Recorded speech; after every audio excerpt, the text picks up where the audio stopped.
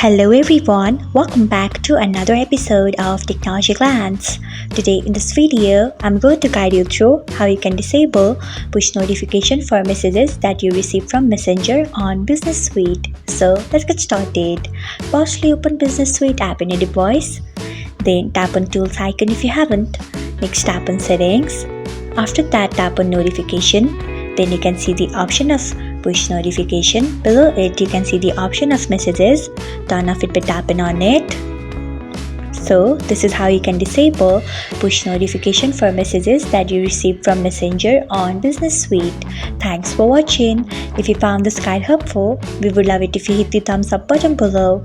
We upload great new tech tutorials like this one every day, so do not forget to subscribe to our channel and hit the bell icon so that you'll never miss another update.